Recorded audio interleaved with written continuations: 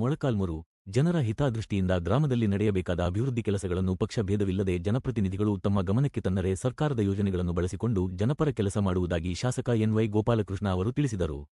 ತಾಲೂಕಿನ ಬೊಮ್ಮಕ್ಕನಹಳ್ಳಿ ಗ್ರಾಮದಲ್ಲಿ ಜಿಲ್ಲಾ ಪಂಚಾಯತ್ ಇಂಜಿನಿಯರಿಂಗ್ ಇಲಾಖೆ ಇವರ ಸಹಯೋಗದೊಂದಿಗೆ 23 ಲಕ್ಷ ರೂಪಾಯಿ ವೆಚ್ಚದಲ್ಲಿ ಅಂಗನವಾಡಿ ಕಟ್ಟಡ ನಿರ್ಮಾಣ ಕಾಮಗಾರಿಗೆ ಭೂಮಿ ಪೂಜೆ ನೆರವೇರಿಸಿ ಮಾತನಾಡಿದರು. ಚುನಾವಣಾ ಸಂದರ್ಭದಲ್ಲಿ ರಾಜಕಾರಣ ಮಾಡೋಣ.